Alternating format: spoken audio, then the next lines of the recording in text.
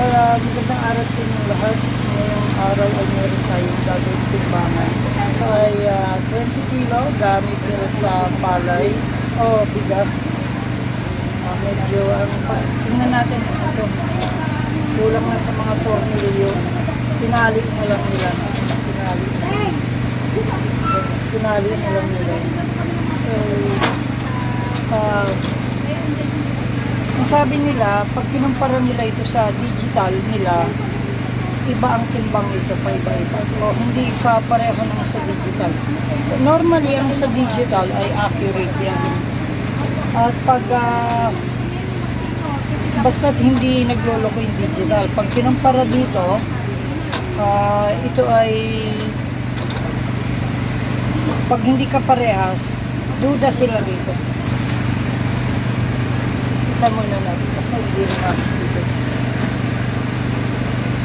Hindi rumahit dito. May problema rin dito. Anyway. Tingnan natin po. Medyo itinatong natin sila sa nakapatong sa timbangan at wala nang space kasi.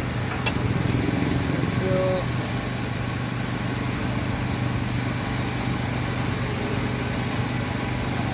papalitan natin siya ng bagong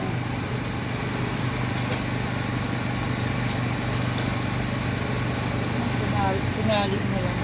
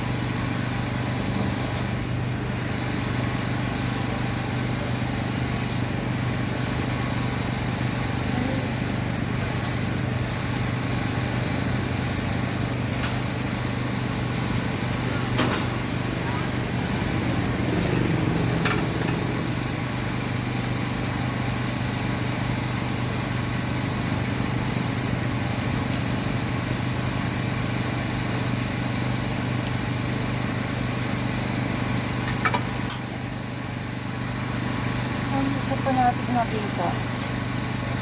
Ito ay yung magalaw. Ngayon pa lamang siya mabubuksan. Dito sa harap namin mayroong may generator. Kaya maingay. At sila ay nagpapaserox dahil ayan, tingnan natin. Maagiw.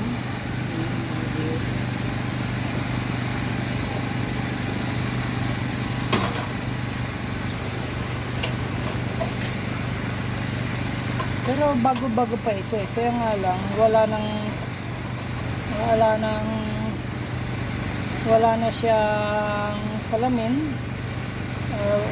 Kasi yung salamin nito plastic.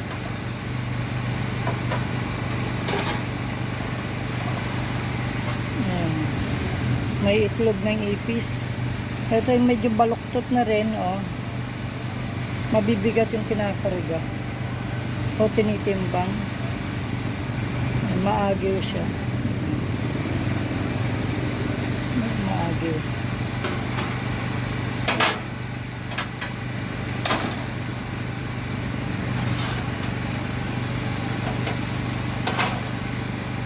Kapag ang timbangan ay iba na ang timbang, ika-calibrate ko siya. O ibig sabihin, aayusin yung timbang niya. Hihigpitan natin ito.